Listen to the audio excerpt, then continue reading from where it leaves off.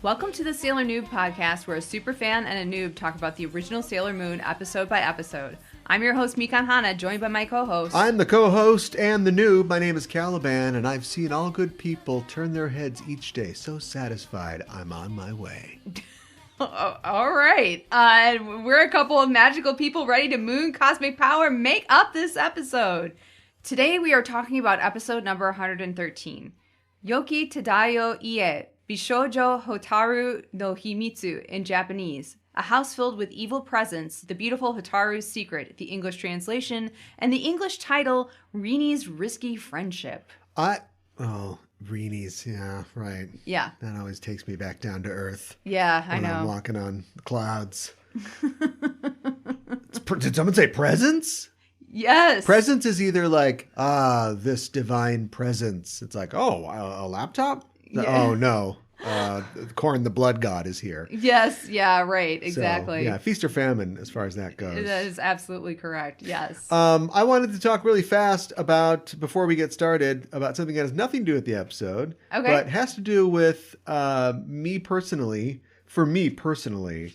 And the fact that we often have ended up talking about music on the show recently, and that is the death of two luminaries of the music world in one day. Mm-hmm. Forget that, don't forget, but, push aside for a second that Ray Liotta has passed away. Yeah, I know. And Ray Liotta, guy who, it's not funny, he was 67 and he looked a million. So I don't know, if there was something specific, but, it just... He burned out too quickly, I guess. Yeah. Supposedly he just went to sleep and then didn't wake up. Yeah. And it's sad, but the guy's he's last couple of years has looked really rough. But some guys who didn't look so bad as far as I knew was one of them was Andy Fletcher. A guy, Depeche Mode, right? one of the original members of Depeche Mode. Mm-hmm. Something that we've of course been talking about recently, or I'm trying to jam into the show, is the idea of goth music and emo music. And he was, not specifically following the footsteps of, but definitely influenced by groups like, Kraftwerk and Susie Sue and the Banshees, mm-hmm. and the Cure, and so. Right. Right up that alley. We just hadn't gotten to him yet, but we definitely would have said something about him eventually. But of course, he's passed away. And then, what I said at the beginning of the show, Alan White, one of the main drummers for the prog rock band Yes, passed away as well at the age of 72, kind of out of nowhere. And he was with Yes as they, if you know Yes at all, and many people do. Yes. No. But as they grew in the mid-'70s into their fame, he was the guy that was with them. And before he joined Yes, he was with the Plastic Ono Band. Okay. And so, went on their first big tour with them. And Yoko it was kind Ono's of band? Yeah. Mm-hmm. Well, John Lennon and Yoko Ono's band. Right. Of course. Of course. And, when their drummer left to join King Crimson, speaking about prog rock. And so he's kind of prog rock royalty, and it's just, just kind of sad, so... It is sad. Props to them. I'm into music, if people don't know. I don't know how you couldn't if you listen to this show. Yeah. Yeah, it's too bad. I feel bad. And then, of course, Ray Liotta. It's a great actor, good movies. Yeah. Good fellas. Yeah, great actor, good movies, good fellas. Walked right into that That's one. like the TBS, family edit commercial. Oh, no. Good acting, great movies, good fellas. But apparently Papa he John's. was no. Apparently he was a really nice guy too. So supposedly, at least, just lots of people in Hollywood, just saying nothing but nice things about him. I mean, I wish he'd worked more. Well, I guess he was in the middle of filming a movie. Yeah, right but now. everybody, and this isn't to take away from him or for people working on movies, but everybody's working on a movie in Romania or something like that that's going to go directly to, I guess, to Roku or something like that. I wish that he had been in, bigger things. Bigger things. Yeah, I mean, Goodfellas was a hit. Yes. And he was lauded for that. And then I don't know, like I just feel like the fame that his co-stars had didn't necessarily stick like Joe with him. Pesci. Yeah. Yeah, Pesci, De Niro, he Yeah. just didn't blow up in the same kind of way. But No, I think you're right. So, but I've seen all good people turn their heads at Ray Liotta oh no. and say, "Do I amuse you? Am I some kind of clown? No, tell me what is so funny about me." Sorry. None of this has anything to do with the episode. I felt like it was not appropriate to laugh just then, so I had to stop myself. It's what he would have wanted. Yes. And now it's all over. What we want you to do is join us on social media. Yes. Hey, people, get in here. Yeah. Look, there's like is there a line that you cross? This far, no further. Where you were born before social media was in your blood. I was born in social media. I Right? mean, Because I feel like I've merely adopted it. I'm the Batman. Yeah. And there's an Instagram Bane that's going to break me over his knee. Or her easily. knee. Or their knee. But the Easily. point is that I'm doing my best. But give me a reason to show up. Show up for us. yes. Check us out on Instagram. Join us there. Follow us at noob_sailor on Instagram. Yeah. And we'll provide things for you. Uh-huh. You Yeah. want to know that this is a two-way street. We have things we want to show you. I'm sure you want to be shown things. Yes. So join us there. Join us on Twitter and join us on Facebook as well. We want to hear from you. We want to see. We want to see what you've got to share with us as well. It is a social media after all. It is. It is. And we also have a Discord channel where you can join us and talk about all things Sailor Moon, which and we have other topics that we talk about. A lot in of there, Japanese culture posts too. too. Yeah, absolutely. Finding Nothing out about is off terrifying limits. mummies and things. Yeah. How about something about the penis festival? Let's lighten it up a little bit. Boy. Maybe we'll get to that. I don't know. It is. We'll see if we do. I'll meet you get to halfway. that. The mummified penis festival. Oh, weird. It's all in bandages. That's a lot. That is a lot to break down. And I don't know that I want to. So anyways, maybe you could break down their episode. All right. All right, I'll put the penis wrap away. Okay, that's a good idea. Wow. Here's the penis wrap. My name is Penis, and I'm here to say. No. Yeah, let's talk about EI. Speaking of rap, and this episode, it opens one evening at the Sakino household, and it's bath time. Mm-hmm. As Chibi is having a good time, she's singing a tuneless little ditty with her little bath cap on. I know. Usagi's there too because the Japanese DGAF, and she bathed with a friend, I guess. That's fine. And Usagi says, "Oh, you seem pretty happy." And Chibi says, "I've got a new friend." And Usagi says, "Oh, a boyfriend. Tell me about your boyfriend." Mm-hmm. But Chibi's like, "No." And Usagi splashes her in the face with what I call the uncle splash. Let me quickly explain that. Okay. Yeah. It's like where you make a fist in water and you squeeze and the water shoots up out of your fist. Yeah. I feel like that's something that uncles do. It's like the cool way to splash somebody. I feel like my uncle does that. Yeah. You know which one. What? You can just rake water at somebody with your meaty claws. No. On an inner tube, beer in one hand, other hand, uncle splash. Yeah. No, you're absolutely right about that. Well, Chibi doesn't think it's cool because she tries to drown Usagi. I know. And fun, splashy, matry/filicide ensues. Uh-huh. Elsewhere, under a silver moon, and at a cool-looking stage thing, like it's like in a park, and there's a stage and a theatron. That's the audience for non-theater majors. But there's no backstage. There's just a pond point. back there. There's just a pond. There's two walkways that cross the pond, and Mamoru's walking over one of them to the stage thing. So if you were to enter from backstage, it would take you a minute to hit the orchestra. That's the front of the stage for non-theater majors. And the acoustics would be crap. Half the sound would be just right. lost over the pond. You would hear nothing. Do the set pieces Good rise point. out of the pond? Oh, I don't know. Don't come at a theater major with questions like this. I think they just... Are your props waterproof? That's what I need to know. Are there floaties on hand? You've got an actor down. Yeah, actor right. overboard. Exactly. Anyway, it looks cool. It looks cool, and I think that's the point. They wanted the columns. Well, we don't know what it is, but I do know that Mamoru is wearing a cable knit sweater and a scarf or a neckerchief under it.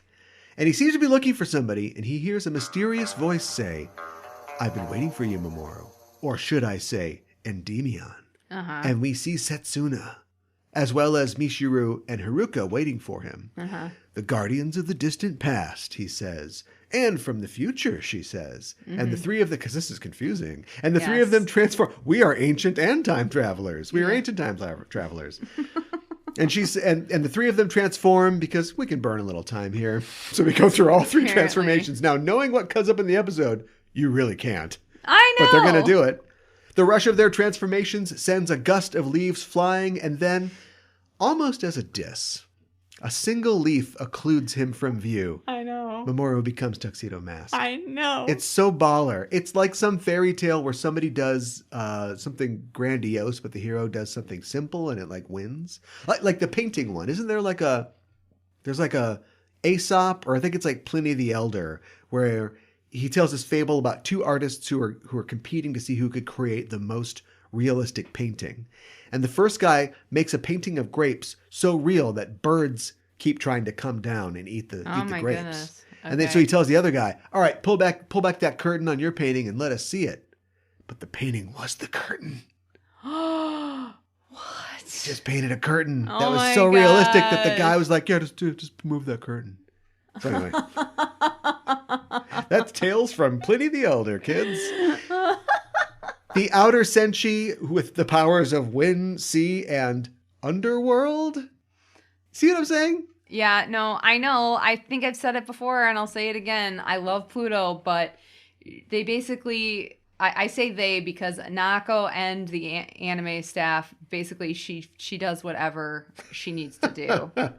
Swiss Army knife power. Yeah, she is the Swiss Army knife Senshi. Well, I'm going with Underworld on this one. Okay. Because like those shiny pants. Yes. They introduce themselves. Pluto explains that they have been given greater powers than any Sailor Senshi before. And their role was to defend Silver Millennium from threats outside the solar system. So the inner Senshi were shield and the outers were sword, if you can only think of things in terms of Marvel Comics metaphors like me. Yeah, okay. Or the Guardians of the Galaxy. Sure. We see a montage of them fighting evil in space, and Uranus says, "When we awoke in this era, the enemy had already arrived. The Deathbusters." Well, brag about it, why don't you? Yeah. TM says, "Why don't you work with the inner Senshi?" But the outers are like, "It's probably too much for them to handle. It's our job." It's like, screw you guys. Well, like, screw them totally, because that scene's over. I know. I don't know how it resolves, because the next day we're at Hikawa Shrine. Makoto, Minako, and Ami are all talking about how Chibi is going over to her new friend's house. And we see these weird, fun vignettes where Chibi has apparently gone to all three of them for advice. Yes. Not Usagi, obvi. But, so we see flashbacks. Venus told her to wear a nice dress. Not too nice. Ami said, "You don't have to bring a gift, but why not bring a book with you?" And Mako baked some cookies. But she's sad that she couldn't make cookies with extreme appeal. Yeah. And at this, Ami and Mina get scared. They're like, "Extreme appeal?" The girls... What's going on? The girls seem to think that Chibi's friend is a guy. Yes. So the cookies would have Viagra in them or something? No, I don't. You crazy, Japan? I think that's how they're interpreting it. I think she was romantic appeal, Right, but what why would is it that a be? valid interpretation for those two girls? I have no What idea. do they think that she's talking about? I don't know why these characters... Kissing or something? I don't know. They would have Spanish fly in them or something? What does a cookie with extreme appeal for a member of the opposite sex entail? Is it shaped like a dick or something? Oh my god. I was picturing... Oh no, I got my bachelorette party cookies mixed up with my first date I'm a kid cookies. I thought it would for Jupiter, I thought that it would be like hearts and that she would put extra effort in them so it would be really decorated because or everything's something casual. like that. Yeah. Because Venus is so, make him work for it. Don't wear the really nice dress. And Ami's don't bring chocolates and stuff. It'd be oh, I have a nice book, right? Yeah. And then she's I'm going to make a heart cookie that says, "I love you, be my boyfriend." Something like that. All right, I we think. went more than halfway. Yeah. Cookies should not be scary. Legalize it. Well, Rei is waiting for them all, and we see that Chibi asked her what to say when she arrives. And we'll never know what it is because Usagi butts into the flashback and says, don't worry, I'll go along. And in the flashback, Rei reminds Usagi that she's got a study session. But Usagi says, look, Michael. And Rei's like, Michael? Michael? Michael? Michael! I know. Referring, of course, to the star of the 1984 manga and anime, What's Michael? Sexy voice. Funny face. Actually, I have no idea what they're talking about, only to say that I'm guessing that they're talking about Michael Jackson. They are talking about Michael And Jackson. that Rei is a Michael Jackson fan, which either explains a lot or raises so many more questions. Yeah. So many. Like, specifically, here's a question. Why now? 1994, a very interesting year to be a Jacko fan. Rewind it back. Let me know specifically what's Well, I don't think we happening. can get away with playing any Michael Jackson music here. So enjoy whatever counterfeit Bobo version is playing right now. But he had just gotten married to Lisa Marie. Okay. And he wanted everybody to know. Michael F's everybody. Oh, no. Wanted them to know that. No. And at this point, the Remember the Time video, the one where he turns into a leopard, that was already out, right? But History Part 1 would come out the next year. So he's kind of in I think the Dangerous Tour is wrapped up. He's kind of in an interregnum, and this is where some of the allegations begin. Okay. And he's talking to Oprah. He's being asked to strip search for the police. LaToya's getting into the mix. It's a weird... Now, maybe you're in Japan. You're a Michael Jackson superfan. You have no, apprehension of this. But it's a weird thing for right now. Right. And now, then, we know that our girls, sadly, I think we can tell that grunge didn't go over in Japan, huh? No grunge in Japan. I don't Because she'd be like, think so. it's Kurt. Kurt. Oh, Kurt. Yeah, oh, okay. Right. Kurt Cobain. Yeah. Right. Yeah, That's exactly. Cool, I guess. See, Rei takes off her Miko gown, puts on a flannel shirt. Now that would make perfect sense. But instead she's like, I love Michael Jackson. And I'm freaking out. And it makes me like her all the more. Okay. Absolutely. All right. We cut to a bookshop where Chibi has bought a book to take to her friend's house. Chibi managed to snap up the last copy of the new manga, Drop by author Ukon Katakuri. I did not know that Ukon means turmeric. I can't wait to talk about that later. And Usagi wanted it. She wanted to get it, but Chibi got it instead. Usagi is determined to tag along to this meeting. She wants to see this new friend of Chibi's. Usagi says, what's he like? And Chibi says, cute. A bit sickly, though. And Usagi sees in her mind a sepia-toned scene of a cute boy, sick in bed, but he's happy when Chibi comes to visit him. She says, as your guardian, I will introduce myself. And Chibi says, you're not my guardian. In the creepy underground theater, talk about your underground theater. Yeah. I'm going to call Club Silencio. Okay. We see the stuffed animal posse. Yes. We see the big chair. Dr. Giggles says, Messiah of Silence, your time of awakening is near. I'm going to get you energy from pure hearts. I hope you like it. Usagi and Chibi arrive at her friend's house, and Usagi's like, whoa, big house. Chibi can't reach the bell, and as Usagi leans over to push it, the door begins to open, and Usagi says, hello, good day, Karanite. Standing in the door is her old foe, Collarbones. Yes. Chibi is like, oh, Usagi, you dropped the cookies. And at the door arrives Professor Tomoe. He says, oh, it's Hotaru's friend. And the seeming Karanite says, oh, is that who they are? And he says, hello, I'm Hotaru's father, and this is my assistant, Kaori. Kaori, can you show these ladies to the drawing room? I'll make some tasty coffee. I know. Kaori says, walk this way. I like to see him try. And Chibi's like, okay. No sense of danger. None. Usagi cannot figure out what is going on, but she decides she's going to ride this out. Yeah. There's no way it could actually be the lady that tried to kill them and destroyed half of Tokyo Tower. Even though she's wearing the exact She's wearing same a earrings. different colored dress. Yeah, right. Professor Tomoe, humming to himself, heads down to the basement lab. And I wondered what would happen when this point came. Like when we had to face his two identities. Like if we'd had some Mrs. Doubtfire scenario where he's serving coffee to the girls upstairs and he's like, oh, well, just 1 minute. And he had to run downstairs, and he's got to do an experiment, and then a bell rings. Can we have more cookies? Ding-a-ling. He's like, okay. And he has to run back upstairs, but instead of cookies, he serves them pure heart crystals. Then he has to send a flock of cormorants out in a lab coat to secretly try to get them back. Oh my God. That would have been great. No, I'm saying he just puts on his lab coat and he giggles evilly. Yeah. And we see that the name tag Tomoe. I guess we hadn't learned that their last name was Tomoe until he says, this episode. I'm Mr. Tomoe. Yeah, right. So that's when I learned about that. Yeah.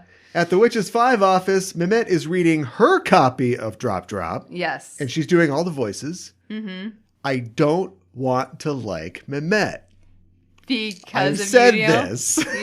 Yeah. But she's pretty great so far. She's worming her sweet little way into our hearts. Stop doing all the voices. And the phone is ringing this whole time. Yeah. The phone's just ringing. Yeah. She finally picks it up, and the professor, who I have to say, I appreciate that they still show him with no face in the lab. It doesn't make any sense.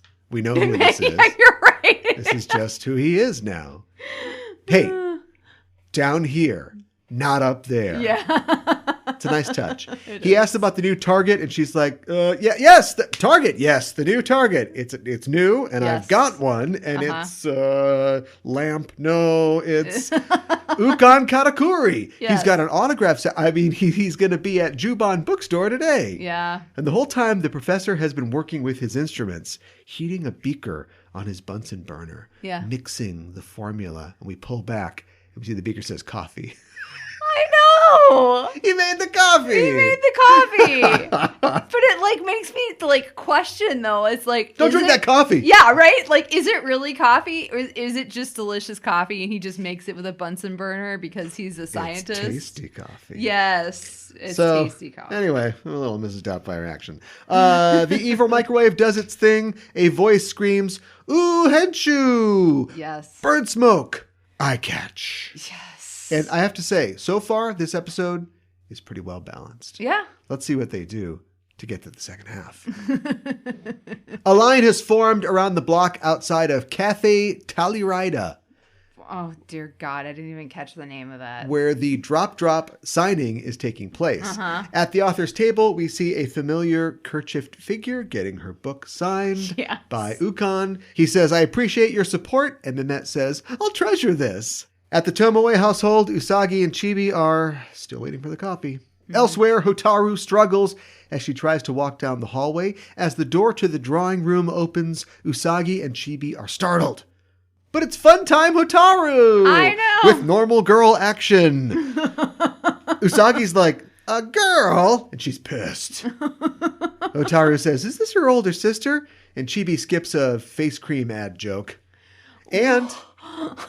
like is it my sister or my daughter? Like an oil Olay thing? Yes, I do know what you're talking about. Only for boomers. No, I do. Or a Chinatown joke. It's my sister. She's my mother. She's my sister. She's my mother. She says she's my cousin, which is a Patty Duke joke. So this is the end of Boomer Comedy Hour. Oh my God. She thought I was going on a date with a cute boy. And Usagi's like, nuh-uh. And Chibi's like, yeah, right. And Usagi's like, no. And Hotaru's just watching this like, I can't wait to destroy this planet. No, actually, she starts laughing. It's funny. She says, I'm glad you could come. Why don't we go to my normal room? And as she turns to the door, Kaori is standing there with the tea. Yes. She says, I'll bring the tea to your room. But Hotaru is like, don't meddle in my affairs. Come on. On her way to her room, Hotaru says... Sorry, my dad's a scientist, and he's really busy with his research, so his assistant is always here. Usagi, DGAF, so she says, hey, where's your clearly missing mom, girl who looks like sentient Hot Topic? I know. And Hotaru says, she died a while back. And Usagi's like, oh, sorry. But Hotaru says, I want to hear about you, too. And she opens the door to her room, her normal room, which is studded with pretty multicolored lights. And Chibi's like, whoa, Ikoku Mama made me take down my blacklight posters, but this rips. Just then Hotaru collapses, ruining the moment. Hotaru says, I'm all right. And she sees Usagi's brooch in her pocket. She picks it up. Come on, kid, come on. Oh my God. Handcuff that thing to your wrist or something. I know. Keep letting this thing get away. She says, "What's this? When I hold it, I feel really good. I know. Full of energy." Did I just say something? I am strange and unusual. Usagi's like, give her the cookies. But Chibi's like, check this out. Dun! And it's the Drop books. Yeah, and she unwraps it for her. It's like, check out this gift I got for you for me. Aren't you excited? Yeah, exactly. When she unwraps it, a flyer falls out of the bag advertising the autograph session. And Chibi's like, oh, we have to get there right now. And Usagi's like, why didn't you know this earlier? Hotaru's like, oh, these two.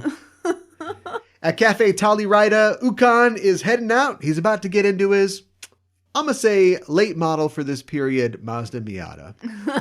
That's like a 94 Mazda Miata. Yeah. Nice car, I guess. And a voice, say he's at the, mid-level mangaka level of car. Okay. And a voice says, yoo-hoo, it's Mehmet. Uh-huh. She says, thanks for the autograph, but there's one more thing I want from you. And he says, Embassy Suites, room 114. No, he's stop. He really didn't do anything with this at all. He's just like, huh? I know. And she's like, your heart. I know. Come forth, demon. Out of the crane case springs Uhenshu, the scariest demon of all, an editor. I know. The demon leaps onto Ukan and says, do you meet your deadlines? Fiance is spelled differently if it's a woman. Why didn't you use an N- here? Oh my God. Guess which one of those was experience? actually said to me by an editor, and you can't because two of them were. We get more lip melee, but before we see the result, we cut to the sidewalk where Usagi is running full speed, going, autograph session, autograph session. But Chibi is walking slowly with Hotaru, who apologizes for being lethargic. And Chibi says, no need, we're all friends. Usagi screams, like in distress, not like her usual way of communicating. Yes. She sees the end of the lip melee in the parking lot, and Chibi says, Hotaru, let's go to the arcade. As Usagi transforms into Sailor Moon. And just as the demon eats Ukan's heart, Sailor Moon says, hold it! There are still people without autographs. Not that important. No. How dare you damage such beauty in this world? In the name of the moon, I'll punish you. Mehmet says, get rid of her. And Uhishu says, yes, head editor. Special attack! Blank drafts of hell. I know. And she throws sharp paper at Sailor Moon, which sticks all around her. And she yells, photo composition. And she throws a giant sticker on Usagi that says, you're finished. I know. Pinning her to the ground. Then she says, cut and paste. Now it's finished. And her fingers turn to scissors as she stalks towards Sailor Moon. It looks bad. It's terrifying. But a dead scream strikes the demon as Sailor Pluto appears, as do Neptune and Uranus, who free Usagi. They say, get out of here! And a deep submerge lances toward Uhishu, but she blocks it with an umbrella. Huh. Yeah. Who knew? I'm not Who knew sure. you could do that? And why isn't, umbrellas and editors? I mean, we all know the stories. Yeah, everybody knows that. Why not use a sponge or something, or an eraser or something? But the demon does yell, G-pen, mapping pen, Kabura pen. Not talking about that later. I'm pretty sure those And are throws for manga type pens. I think she's supposed to specifically be a manga editor. Yeah. Well, they are specifically. A G pen makes a certain kind of thing. A Kabura pen makes a certain. They're nibs. They're manga nibs. Yes. Yeah. She throws these sharp pens at the girls, but Pluto blocks them with her staff. Sailor Moon says, how come? Why? I guess to get out of here. Because Uranus is like, now get out of here. Yeah. And then yes. Pause for action, and then Sailor Moon's like, why? Yeah, I think that's absolutely. And Uranus says, get out of the way, and fires world shaking at the demon, who charges through it and says, scrounging up strength before a deadline, barely making it. She's just about to cut the distracted Uranus and Moon in half with her X-Acto knife arm. I know. When a Venus love me chain wraps around her blade and pulls her down. Sailors Venus, Mars, Jupiter, and Mercury are here. And Tuxedo Mask. He says, we may not be as strong as you, but Sailor Moon has friends she can team up with. That's right, Tuxedo Mask. And why didn't you say that before? Friends are something that you have with other people. You can call on them He should have made it more flowery. It's sometimes they, take care of you when you're sick and drive you to the airport. Yes, and I won't let you not let these girls get driven to the airport. Mehmet is like, get rid of them all. But the demon's like, there's so many of them. She's like, do it. No. And Tuxedo Mask is like, no, Sailor Moon. We get the CMU into the RMH. Mm-hmm. And we cut back to Mehmet, and she's strangling the demon. I know. And she's like, I'll leave it to you. The demon gets hit and is no more. Yes. Yukon gets his heart back. Sailor Moon thanks her friends. Maybe gets a ride to the airport. Rei is mad at Usagi for skipping the study session, but whatever. Yes. That night, it's bath time once again, and Chibi tells Usagi how she and Hotaru went to Game Crown. Yes. And Hotaru had never been to an arcade before. Usagi says, her home life is complicated. Jesus, I love Usagi passes judgment on people. Because they've never been her to an home arcade life is complicated. before. But she seems like they're really religious. It's actually, it happens. But she seems like a good kid. And Chibi says, yeah, I want to know her better. Mm-hmm. And we get a totally non-ironic, view of Hotaru turning around whipping her hair. Looking all smiley. The hero pose. Yeah. No spider webs creeping into the side of the frame. No foreboding music or anything like that. Yeah. A lot to cram into this episode. There is. There is a lot going on. A lot going on. I've been talking about how, I guess in the past I've talked, maybe not recently, about how I've been following or trying to follow who writes individual scripts of the show. Yeah. Because we're experts. I'm becoming one every day. And this is another Megumi Sugihara script. Okay. And you can feel it because she does a lot of some of my favorite ones. She's their Darren Morgan. If you're an X-Files fan. Oh, I see. She does the weird ones. Mm-hmm. She did the VR one.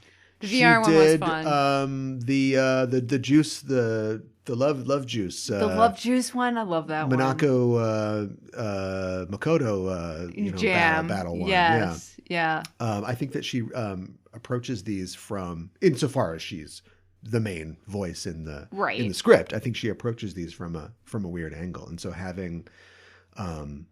That maybe there's she's had a run-in with an editor herself, but having it be about an editor, having the weird storytelling thing of having we'll just flash back while we're on our way to this thing, and then having it land with Michael Jackson, all these really weird things. I know, and then pushing forward, not going full Doubtfire, but pushing forward the weird double life of the professor, and then having Mehmet continue her shenanigans. I love the fact that Mehmet is, look, say what you will about Udile, but hardest working girl on the team. Oh, absolutely. And of course her boss, or at least the person who is positioned to possibly be above her if something bad happens to her. Mm-hmm. Total Peter principle. Does not deserve her position. Is not paying attention. Is reading manga at her desk. Doesn't care. Yeah. Doesn't listen to the lectures about the birds. No. But really, really enjoy a Sugihara script. Yeah. No, it's a lot of fun. And a efficient bit of moving the story forward. When here's the manga, and it's this flyer says that there's a signing today. We got to get to the location where all the other characters are right now. It isn't somebody sees, and then she gets a call on the phone or her watch or whatever. No, it's just no. Oh, let's go check this out and get there just in time to miss the signing. But then that's when Mehmet strikes, and so they're there in time. Right, because we got to fit so many other things into this episode. Yes, we do. So, seemingly a lot, but maybe deceptively. Oh, yeah. I'm not sure a ton actually happens in this episode. Well, I guess that's true. I mean, I think there's some, like you said, there's some really good character bits in this. And I also, so I did I liked the flashback thing at the beginning a lot, and that Chibi went to all the other Senshi. I thought that was really fun. And But I found it kind of frustrating. It was a good bit, though, that they all assumed that she was, her friend was a guy. Yeah, but what if there's Momo? Like, she's had, friends that aren't guys before. It's not like she's like I know the datingest kid in the kindergarten. She's not. I don't know why they all assumed that, but it also it just kind of frustrated me because or why she baked those cookies. Cookies were very erotic. Oh my goodness. But they're just like cute bows and hearts and like I love you and stuff like that instead. So erotic. I mean, like what she would have actually made. But you remember when Chibi first came back at this season, she told them that she was coming back to make friends. Yeah. Right? Yeah. And it's like they all forgot that because they just assumed that she was trying to a boyfriend. As they do. I know. And it makes me mad. And then I remembered, I think only Usagi and Mamoru were around for the second part of that, where we find out that she doesn't really have that many friends in like the future. I can't make them pay attention to their own story hooks. I don't have that power. I know. But I know that when they're done with story hooks, they move on. They do. And that brings me to my next point. I'm concerned we're losing Neptune and Uranus here. Uh-huh. Uh-oh. That was a pretty quick uh-huh. Well, I mean, I think that's a valid concern is what I'm saying is because I have the same feeling. After watching this. I take it all back. I wish I hadn't complained that it was the same thing every time. They're going to, we don't want to kill people. We might have to kill people. Then they find that it's a heart, but it's not a talisman. And that, ad nauseum that repeats. But now it's like after falling in love with their civilian identities and everything that's going on there, they're just like, well, we just kind of show up now for stuff because we've got Pluto. I feel like we've got Pluto and we've got this Hotaru girl. So, we got these two other characters and then we're trying to fit more characters into this character salad. And now it's like we get less per square inch of Uranus and Neptune, A lot of shows, boy, even in the 90s, shows could be overstuffed. Yeah, it's hard because like one of the things that you can do like each season. That's why you kick somebody's ass the first day. Kill a Sailor Senshi the first day. Oh, Lord. I think I would have just lost it. But it's a show about magic and resurrection. Literally everybody has been resurrected already. Well, stuff happens in the manga. I won't go on about it. But it's a little recommendation for the manga there. But I mean, is Michael Jackson in the manga? No. Apparently, Michael Jackson is a favorite of Mishi Tomizawa, the voice artist behind Rei. So that is an inside joke. That's why. Yeah. That's why. Okay. Which makes about as much sense as Rei just randomly liking Michael Jackson, but because they don't, want to get explicit, I guess they have to say. I mean, they could have said like the King of Pop or something. Could have called him MJ. He's probably but like MJ. I think in the Viz dub they say they MJ. do say MJ in the Viz dub, but they don't. The King of Pop's probably trademarked. MJ, does that translate? Does that mean something in Japanese? If you say MJ, does it mean like a laundry, like a child's laundry? Or something? No. Not that I know of. No, I don't think it translates. Well, anyway, all I'm saying is, if you're going to do a reference. Because if it's Michael, it could just be somebody named Michael. Yes. It could be, we're sitting here asking ourselves, what's Michael? Literally. We are. So if that's what you want to do, that's fine. Yeah. And someday we'll hit the bingo on Animedification. Get to watch What's Michael. I was watching it and I was like, who is Michael? And then I was like, it has to be Michael Jackson, right? And then I saw the thing and I was like, okay. If you had any in-universe pop stars, you'd be all set to go. But you want to cross the line and suddenly introduce like a real life person. So yeah, it literally only works because it's about the voice actress. But now it's canon, and I have to know that Rei likes Michael Jackson. Which again, it's just so. It's either perfect or an abomination. It's a pabomination. Why would it be an abomination? Because Rei is Ray's a serious girl on serious Earth. Do you know what I mean? Like Ray is, like I said, I guess I can believe them both at the same time because I think it makes me like her even more because it's a weird foible. But I don't think that she can have too many foibles. I already need her to be asexual, which she's clearly not in the anime. Yeah, but I need her to be that. I like the fact that she is like serious and she's yelling at everybody, but also she has a lovely singing voice and she takes like entertaining very seriously the very few times that she does it, you know? If you told me that she, in her room, also she loves manga. Why does she love manga? She's a serious lady with bird and fire powers, right? I don't think she's as serious as you're painting her. I think she's pretty serious in the show. Yeah, but I think she wants to be taken seriously, so I think she hides all of that. And that exactly, and that is. But I'm just saying, how many stops on the path to not actually all that serious until she's not actually all that serious. So she's got a big row of manga. And if you move the manga aside, there's a milk carton in there full of Michael Jackson records. I'm like, all right, that's another little quirk. At what point are you just a normal girl? Right. 14, not a crybaby. That's about it. And she's got the Takarazuka Review magazines and stuff like that. Yeah. And Imagine live action Ray being like, also I'm a big Michael Jackson fan. Never. Yeah, no. Yeah. Yeah. Okay. Yeah. So like, I'm cool with it. Yeah. But it's a weird fourth wall break. It's a weird choice. Speaking of fourth wall breaks, Usagi points directly at the virtual camera when she says it. Does she really? Yes. She points like off screen. That's yeah, I guess she does do that, doesn't she? And they're a little like UFOs, you know, the UFO emoji? Yeah. Where it's like it looks like a bell? Yeah. Why? I don't know, just to confuse Ray, like she was just trying to confuse I have no idea why. She's not shooting them out of her body. I'm just saying like in the background there. Because Usagi's being weird or something like that, or I have no idea.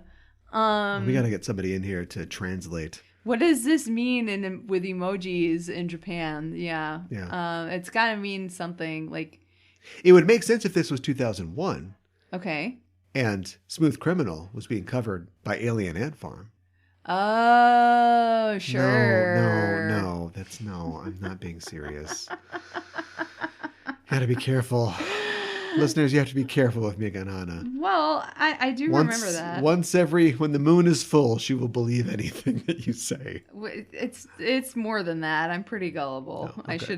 Maybe I shouldn't advertise Maybe like that. the week leading up to the full moon. There you go. She gets a little bit more gullible. Yes, I would like to buy this Brooklyn Bridge. Oh my God.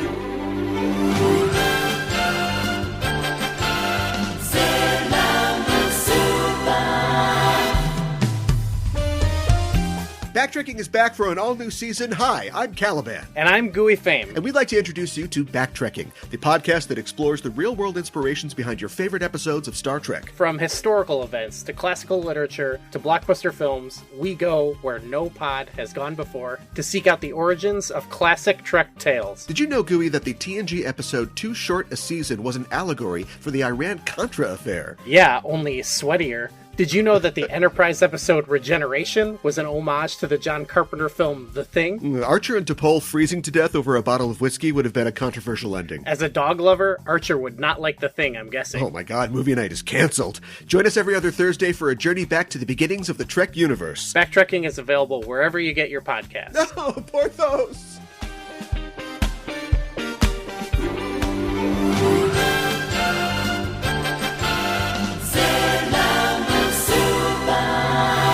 Today for Kuro Miru, or Curiously Looking Around, we talk about elements of Japanese culture within the episode. I thought we would talk about the history of Japanese horror films. Not editors? Not in the manga business? Yeah. Oh, thank God. Here is what I will tell you about what the editors in manga business. They don't have a great reputation, but what editor has great... Yeah. Well, what indeed? Who and what indeed? Yeah, so... Well, I think that's interesting because, you know, it's not exactly like there's boo ghosts around every corner, but they are going to this den of evil This you know, creepy that house. on its surface seems nice. We know there are weird things in the basement. Also, they are young girls who are being welcomed into this environment, which seems like it's on the up and up. Yes. It seems hospitable, but there are being dark drawn things. in. And that's a very haunted house movie Yes. setup. You know, Yes. that's a very spooky kind of, everything looks great on the outside, but then, you know, there's a bay of lockers with lab coats in them in the basement. I know. It's like Hostel or something like that. Spooky locker room. Yeah, right. Sailor Hostel. Yeah. Well, but especially like Hotaru when she's the Messiah of Silence, it's just really creepy. Like the way we're introduced to her last episode, we see her again in that in the basement. I'm assuming with the Oh, room. I didn't know that was Hotaru. So interesting. The Messiah of Silence. And the McSilence. McSilence, I like that. It sounds like a McGriddle. And just like the stuffed animals and the toys. And The McSilence. yeah. All right. Put it on the shirt. I like that, like it's like she's like a creepy doll. And there's definitely a lot of like creepy doll stuff in Japanese Daddies and horror and dolls stuff like and that. helpless girls. I gotta say, so far, I've seen it. Yeah, I know. But I know you're gonna wow me, Show. Yeah. And I know you're gonna wow me Yeah. with the history of Japanese horror. Well, I'm going to try. So Japanese horror is a horror fiction arising from popular culture in Japan, generally noted for its unique thematic and conventional treatment of the horror genre, differing from traditional Western representation of horror. Mediums in which Japanese horror fiction is showcased include literature, film, anime, video games, and artwork. And of course, we'll be focusing mostly on film. Japanese horror tends to be focused on psychological horror, tension building or suspense, and supernatural horror. Dread. Yes. Dread is a huge part. Lots of dread. Yeah. Particularly involving ghosts or yurei and poltergeists. Kaidan, yep. Other Japanese horror fiction contains themes of folk religion, such as possession, exorcism, shamanism, precognition, and yokai. The history of Japanese horror can be traced back to the Edo period and the Meiji period, when horror fiction and ghost stories were known as the kaidan, emerged in Japan. And we talked about the tradition of kaidan back in episode 62. Kaidan. Oh, I don't want to count all these candles or put them out. Or yes, exactly. Yeah. They every room they would go, they would take a... it's too scary. Yeah. Leave it one would get candle on. really dark. Yeah, I know. Burn the house down. I know. But kaidan is a Japanese term consisting of two kanji, kai, which means strange, mysterious, rare, or bewitching apparition, and dan, which means talk or recited narrative. So it's kind of like strange or mysterious talk is what it specifically means. Additionally, the traditional Japanese theater forms of kabuki and no often depicted narratives involving vengeful spirits and death. These elements of kabuki and no influence later works of Japanese horror, such as the films Oni Baba in 1964 and Kwaidan, which there are several different versions of, which in turn inspired Japanese horror films like Ringu and Ju-on. What do you think? Kuroniko is another big one too. Yeah. About a mother and her daughter who were like R'd and M'd by bandits, but they survive as ghosts, and then they sort of like prey upon people on the road from like this old house. Right. Do you think you're moving at a great clip, and I love it. Let's focus in. Yeah. Can you did you in your research find, because I know some stuff about this, but I want to let you, tell us what you learned.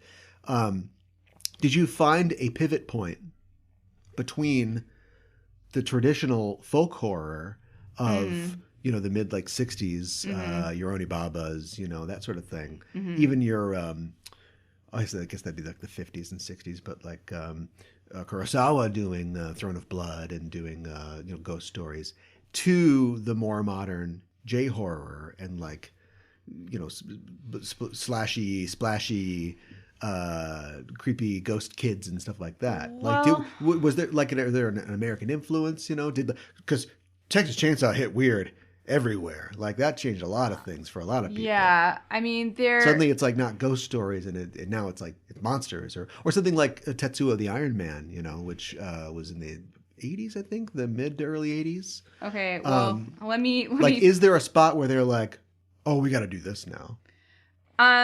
Yes, I would say that there was. I mean, there was a lot of the historical horror films. Because if you in the 50s search and the 60s for like Japanese horror, like I want to know about Japanese horror, and you look on YouTube, it's all going to be Ju-on. It's all going to be like modern, like what you think of as like J horror, and it's going to it might totally skip the early folk horror. It might skip psychological horror, like Takashi Miike films and things like that. The early like folk horror, which some people don't even consider to be horror, but it's just kind of like weird scary. movies. It's very scary. Yeah. I would say, and I guess this would be kind of around the same time, but I do think that it had an incredibly important influence on it was the Hammer horror films of the 50s, 60s, and 70s. I guess it was like the late 50s. They were incredibly popular in Japan.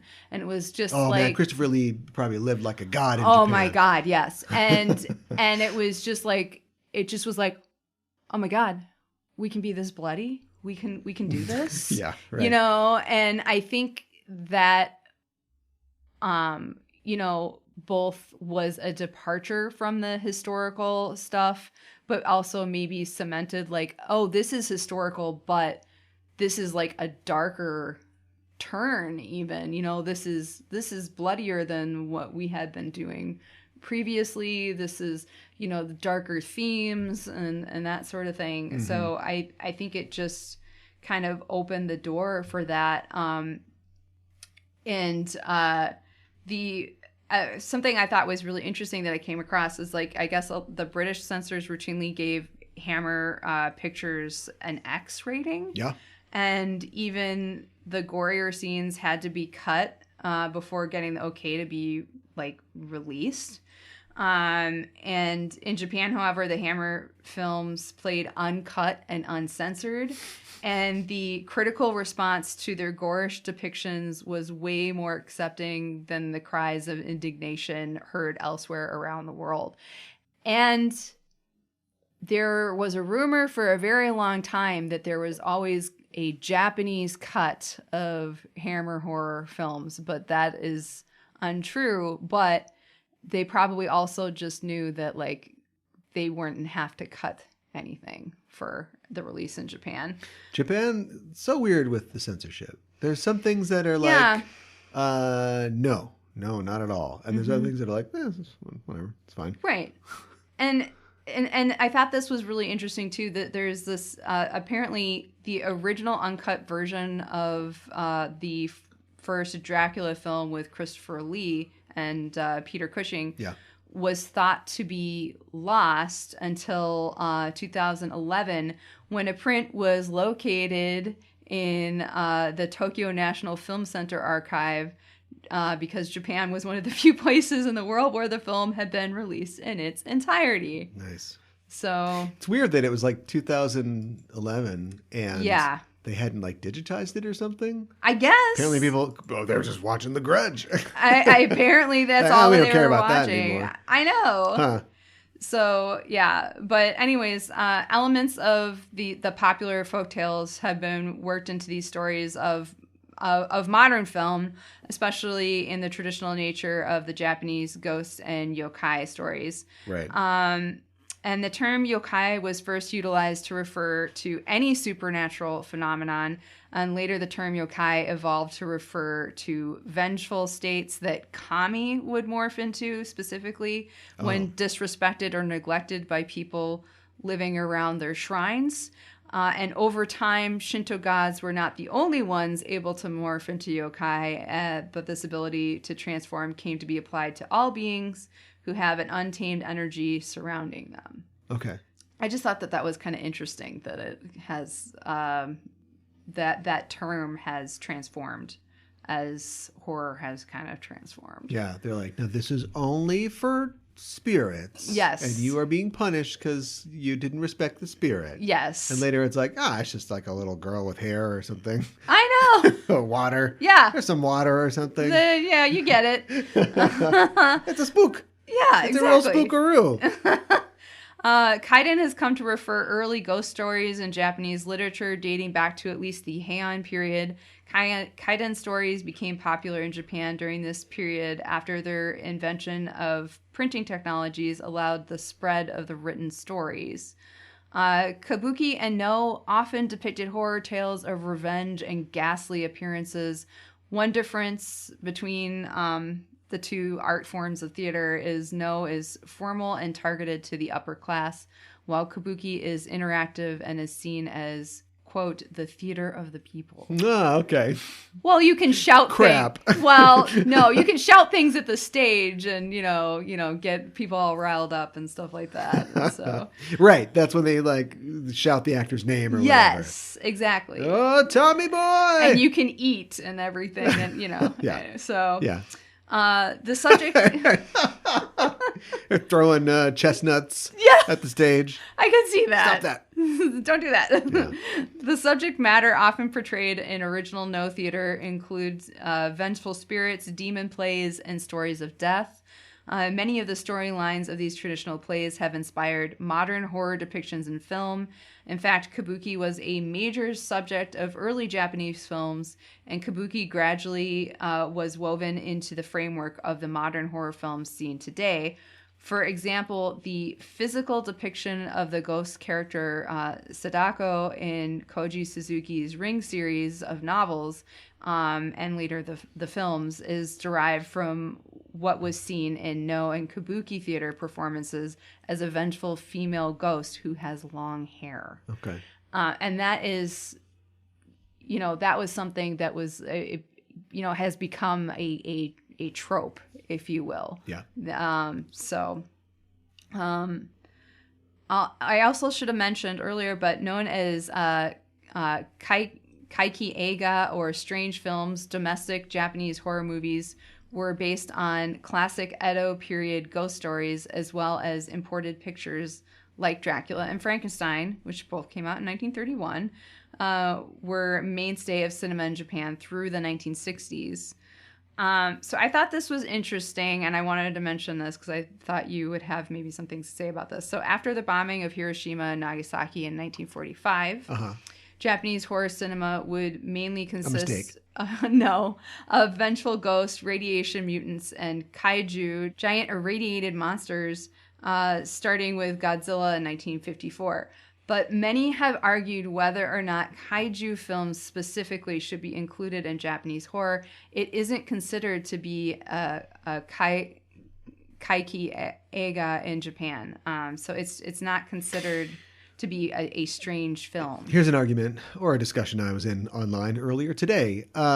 Frankenstein, sci-fi or horror? See, I think it's horror. However, it's also sci-fi. Well, I don't disagree. Yeah. But people are like, it's the first sci-fi story. It's like, I don't know if it's the first sci-fi story. It's certainly probably one of the first most popularized sci-fi tales. Yes. In that, and people forget that Mary Shelley published it anonymously because she didn't think anybody would publish her girl book. Probably, but in 1831, it was republished in a popular edition.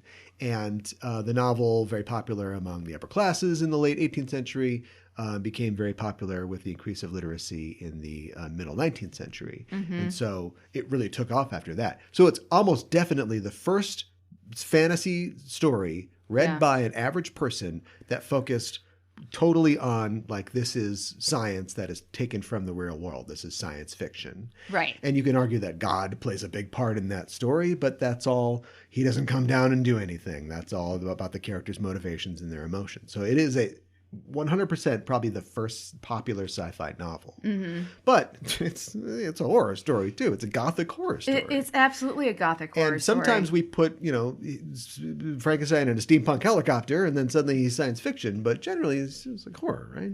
I think it's generally horror. I think that absolutely a giant lizard can be a horror film. Sure. But I think most people are going to think of it as being a science fiction film. Yeah, and a because kaiju of film. the radiation. Yes, exactly. So there's that. Contemporary Japanese horror directors have named Nakagawa Nobu a contract director at Shintoho Company, a Japanese movie studio, who directed several innovative horror films for the studio between 1957 and 1960 as a big influence of their work. Best known abroad for his groundbreaking film that depicts the Buddhist hells in Jigoku in 1960, Nakagawa's adaptation of Edo period kaiden into the ghost story of Kasane's Swamp in 1957, and the ghost story of Yotsuya in 1959, as well as his reworking of another Edo kaiden motif, the Bakineko or Ghost Cat, in Mansion of the Ghost Cat in 1958, won rare critical praise for domestic horror films from critics of the day. Okay. The post-war era is also when the horror genres rose to prominence in Japan. One of the first major horror films was Oni Baba in 1964, directed by Kanto Shindo. Yeah.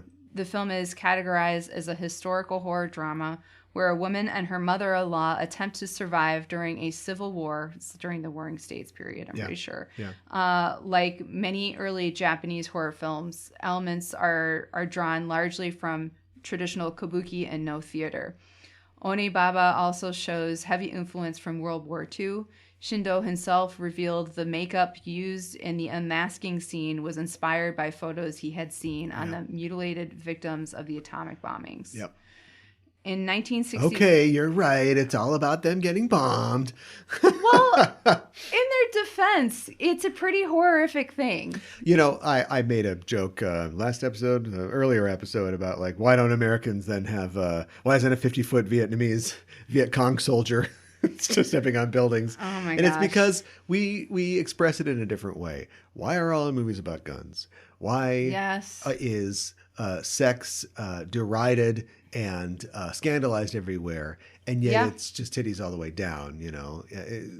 We are absolutely like subsuming these ideas, and they are coming out unconsciously through these things that we're obsessed with. Yeah. And so it's the Japanese are just more straightforward about it. They're like, oh boy, it sucked that all those buildings got knocked down. What if a radiation monster destroyed a bunch of buildings? You guys we all get it, right? Science is dangerous. Yes, right, exactly. In 1965, the film Kwaiden was released, directed by Masaki Kobayashi. Kwaiden is an anthology film comprising 4 stories, each based upon traditional ghost stories. Similar to Oni Baba, Kwaiden weaves elements of no theater into the story. The anthology uses elements of psychological horror. Additionally, Kwaiden showcases one commonality seen in various Japanese horror films, that being the recurring imagery of the woman with the long, unkempt hair falling over her face, which, of course, we mentioned previously, but this will be seen in modern horror in, of course, The Ring, The Grudge, and X'd is just some of the examples. Right. In contemporary Japanese horror films, a dominant feature is haunted houses and the breakup of nuclear families. Additionally, monstrous mothers become a major theme. Kiyoshi Kurosawa's film Sweet Home in 1989 is the inspiration for the Resident Evil games. So I'd like to check that out. Japanese culture has seen increased focus on family life, where loyalties to superiors has been de-emphasized. So superiors outside of the home, like in the workplace. Right. From this, any act of dissolving a family was seen as horrifying, making it a topic of particular interest in Japanese horror. Hideki Nakata's Ringu in 1998 and his 2002 film Dark Water both look at the breakdown of the nuclear family and loss of connection. Both depict children of divorced parents succumbing to supernatural danger because their mothers are not able to give them the attention that they need due to the roles that the mothers are expected to play in society. Oh, bad moms. I know. This new J-horror standard combines kabuki and kaiden tropes with modern criticism. I should also mention it is not referred to as J-horror until the 90s. Yeah. So that's what is actually J-horror when they call it J-horror. Yeah. But I think that it all gets sort of lumped into that. it does. But yeah, J-horror is generally 90s and on. But I did want to talk about a particularly special film. Nobuhiko Obayashi's 1977 Houseu is an incredibly unique film that blends comedy and horror really well. Cal, would you like to give a brief... No, it's not going to be brief. Well, would you like to... Houseu, yeah, or House, yes, is one of the greatest films of all time. And I say that without hyperbole, qualified by the idea that if you like deep characters, if you like real human drama, if you like compelling narrative, yeah, look somewhere else. Absolutely. That's not what this movie is about. It's not about it at all. Obayashi was a commercial director who had made many commercials in the 60s and early 70s. And a lot of filmmakers come from that, good and bad. Mm-hmm. Michael Bay, however you feel about him, very successful commercial director. He was. Ridley Scott, however you feel about him. Yes. Very successful commercial director. Yes. So, there are filmmakers that are like, I went to film school and I'm going to tell a story about the bit. And there are film directors who, and I'm not saying anything about their artistry, but they're coming from, I know how to make things look good. Yeah. Let's do this thing. Right. And so he wanted to make a film. He wanted to make this film specifically. Mm-hmm. He wanted to make any film, but he came up with the idea of House because he had a daughter and he talked to his daughter and he asked her, what's scary or what's interesting to you? And they kind of together sort of worked on this idea of like little girls who go to a house and something bad happens. And he was like, yeah, that's interesting. And he wanted to make this movie, but Japan at this time was kind of like in a depression. I'm sure they had good movies in the 70s, but I don't think it was like in America where it was like our new wave, you know? And at the time, Godzilla's kind of petered out and Toho is a big movie company. And so he wanted to make a movie for Toho. And he's like, I got this great idea. It's called House. I want to make this crazy movie. And they're like, we only work with people that are like our contract players. And so you can't you're not a union guy. You can't get the job. How do I get the job? Got to be in the union, you know? So instead he went out and he wrote a full script for House. Mm-hmm. He ended up creating a radio play that aired, a manga. He multimedia, completely horizontally like marketed this thing and he got it all out there until the public interest in it was so strong that Toho was like, yeah, all right, just do it. Fine, just make the movie. Just make it. And some of the actresses who are in the movie were in the radio play. Oh, really? So they were pre-cast already. So they knew their characters and everything, and they got into it. And so he did that. He brought this movie together, and there's a couple things that he wanted to do with it. Okay. And first of all, he was not interested in telling a believable movie at all. If we talked about theater before, if you know anything about the theatrical tradition, there's the idea of the sort of alienation effect or the Brechtian remove. Yes. Where the plays of Bertolt Brecht and other people of that tradition remind you constantly that you're watching a play. Yeah. This isn't a play where it's like, I met my father and, we talked or something like that and I'm really feeling this emotion. It's Eugene O'Neill. Brecht doesn't ever want you to forget that you're in a theater. No. It's the artifice. Yes. And that's what right out of the gate, because this is like his first major movie, that's what Obayashi wanted to do, because he knew all these techniques front to back, and he didn't care about making you believe that the girls were in danger or that they had inner lives. There are 7 characters in the film, and they're all named after their one trait that you know about them. Yes. So there's Sweet, she's a nice girl. There's Fantasy, she's dreaming all the time. There's Gorgeous, she's pretty. Yeah. There's Mac, which I thought was Big Mac, but I guess it's supposed to be Stomach. Oh. She eats all the time. I didn't even think there's that. Prof. There's Musical. Melody. Yes. And then Kung Fu. Yes. Self-explanatory. Yes. And so he wanted to have a movie that would explore all these filmmaking techniques and provide like this visual fantasia. There was a story because you had to sit there for 89 minutes, but it was all about what he could put on the screen. And we can talk specifically about that in a little bit. And then also he wanted, once again, you're absolutely right.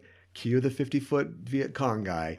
It's about people growing up in a generation that did not experience World War II. Yeah, you're right. In the movie, the tragedy that starts this whole like ghost story out is, the death of a soldier in World War II. All the girls who are in the movie in the 70s were all born, in the early 50s probably, or late 50s, in the 50s.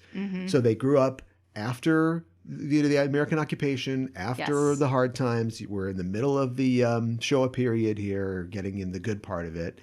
And so it's all about them not understanding the legacy of this. So instead of it being a yokai or a yoma who is punishing somebody for not giving reverence to the gods, it is these girls being unaware of the legacy of pain and tragedy from World War II, to the point where there are scenes from World War II in this that are presented in flashback, but because he's always playing with the way that you tell a story, the girls are watching it like it's a movie. Yeah, and they really are, not really, we don't see them, but they're throwing popcorn at it and they're not taking it seriously. And at one point we see the explosion of the bomb at Hiroshima, and Mac is like, it's like a big cotton candy.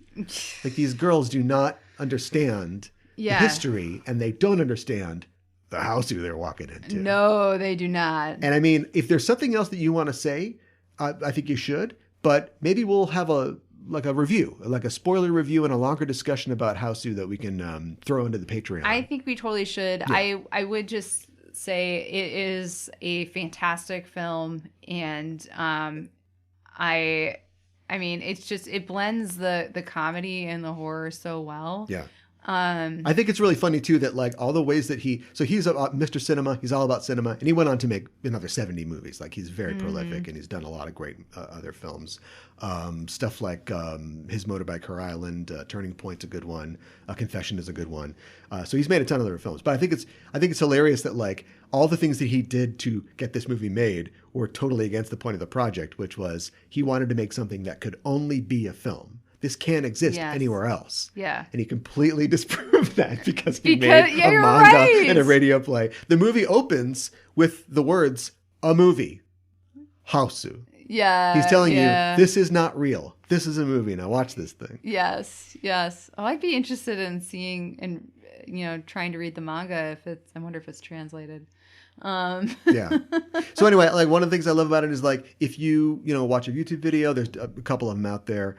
They're always going to talk about, this is pretty crazy. The Japanese, they're a little crazy, and this is crazy. But there is so much more to this film, and like what it says about cinema, and what he was trying to say about what's the role of cinema is in storytelling, and I think it's fascinating.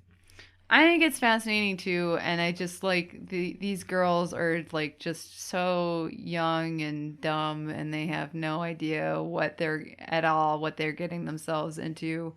Are we doing the thing?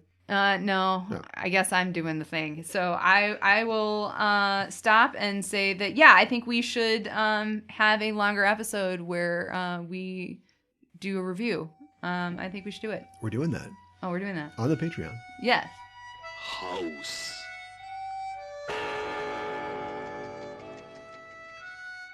Itadakimasu with Usagi. What did Usagi eat in this episode? Of course, Mako finished baking some cookies when Chibi came over, and she wrapped them up for her, and she put them in a little drawstring cloth that had little bunnies on them, which I thought was very cute.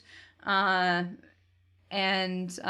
no idea what she meant by more appeal, but we've already talked about that quite a bit. Yeah. So, and Professor Tomoe says that he will make some tasty coffee for their guests, and he makes it in the lab with the Bunsen burner. And I just want to know if it's just coffee or not. That's all I want to know.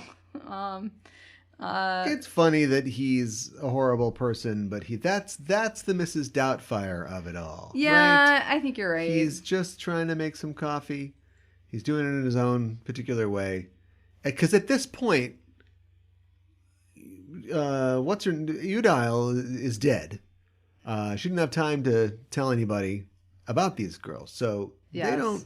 He doesn't know anything. He Right. is all. This is a double dramatic irony here. He doesn't know. Yeah. And apparently something has happened to Karanite's memory, so she's not telling anybody. Yeah. So a lot of stuff to think about. A lot of stuff to think about. I just wanted to mention that, when guests come over in Japan, even if it's unannounced, you do always want to offer them refreshments. I know that that's a thing that Bring we a do gift. here, and bring a gift. So yeah, that is definitely a thing. Villain gauge, we rate a baddie 1 to 5 dark stars, 5 being the most wicked. The daemon in this episode is named Henshu. And I think we talked about before that all of Mimet's daemon that will start with U because of ukai, which means cormorant fishing. Her name is derived from the word henshu, which means edit, and she's most likely intended to specifically be a manga editor, of course, which is henshu sha is editor in Japanese. Yeah. Her design, she has white bluish skin, red eyes, pointed ears, and is wearing a purple lipstick. Her navy blue hair is in an updo, and she has yellow striped horns. She also has wire-rimmed circular glasses and a pencil behind her ear. Her clothes are yellow and black striped, a miniskirt, vest, collar and tie, and arm warmers. And no shirt? And no shirt. Shirt is optional at her She's line of work. wearing a short jacket and no shirt. Yes. Yeah. So, All right. yeah, exactly. While it may appear to be a simple design at first glance, I believe that the animators chose to depict the manga editor as an oni. She has the Yes. horns. Oni often have blue or bluish skin. Yes. And they are often depicted wearing a tiger-skinned loincloth. Yeah. So That is 100% what it is. yeah. And I absolutely love that.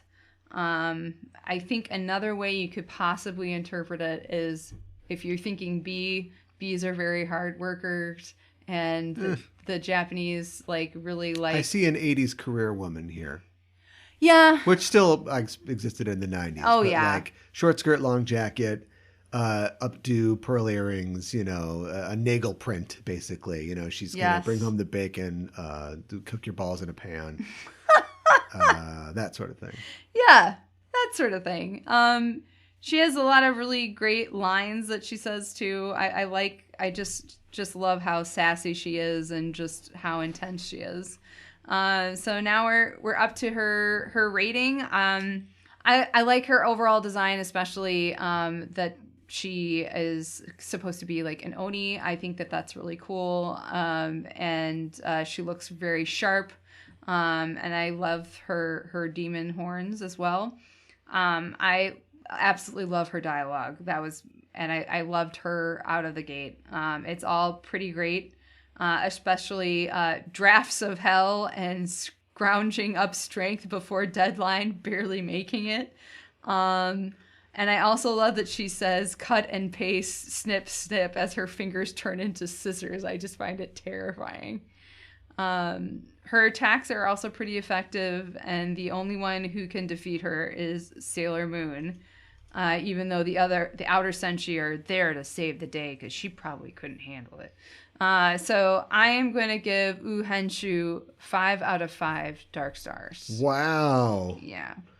2. Whoa. Okay. Did not like this one. Trying not to let my own personal prejudices sneak in. I thought that she was lazy in comparison to what we've had come before.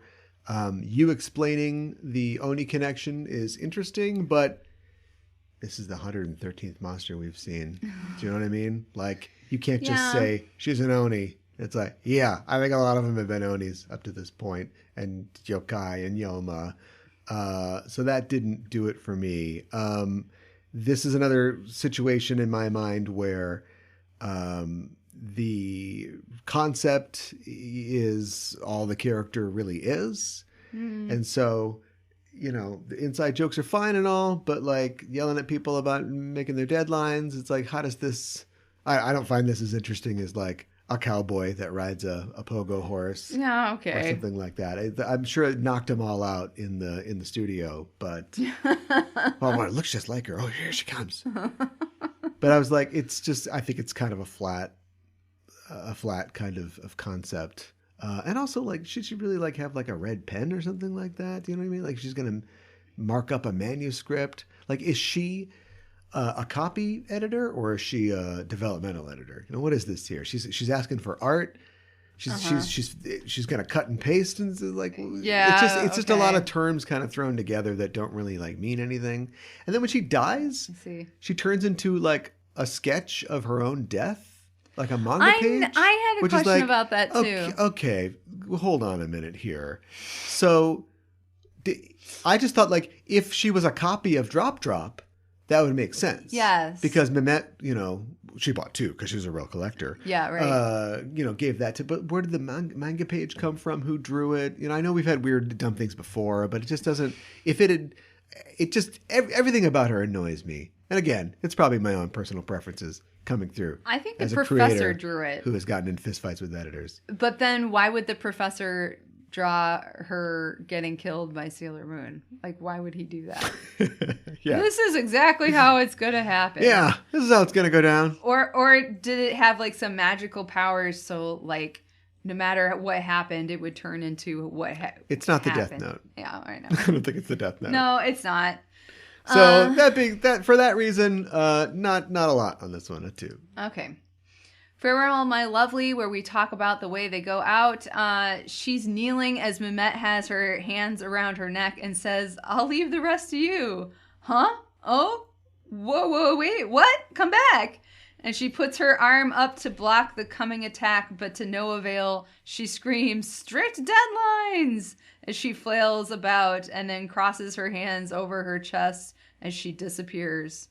And then what happens, like what you said. I laughed when it was like her first death and then like the manga page of her death. And then I was like, wait a minute. Then I started thinking about it and then I was kind of like, I don't know how I feel about that. So I'm going to give this 4 out of 5. Yeah? Yeah. You talked me into a 2. I'll go for a 2. Oh, okay. Also, just not interesting. I mean, like, I liked open door, closed door one.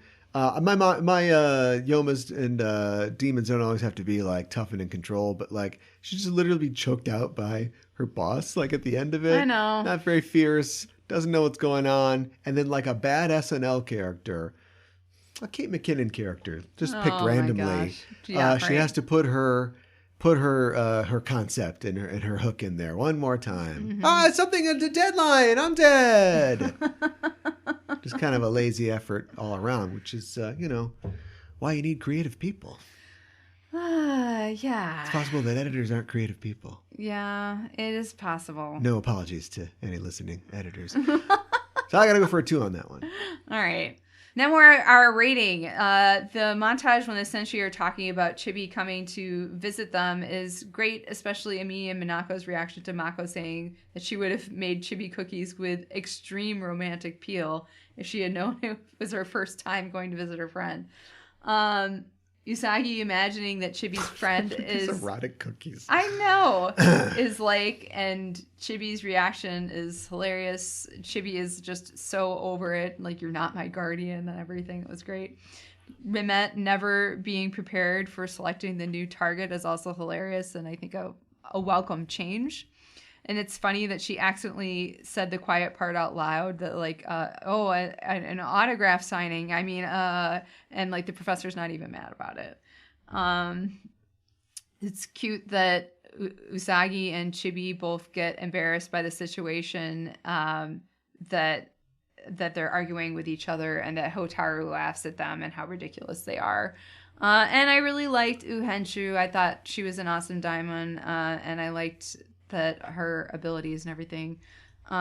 So overall, I really liked this episode. I'm going to give it 4 out of 5 roses. Good. I'm glad you gave it 4 out of 5 roses. And, I apologize if me not liking most of it took the wind out of your sails. I would never want that to happen. No. But I'm never going to lie about how I feel about the episode. Yeah. And that's why I'm giving it a 3. That's fine. I wish it could be better. I have a lot of good things to say about it, and it led to a great discussion about one of my favorite movies. But I don't feel like this is ultimately one of Megumi's strongest scripts. Yeah. And it's not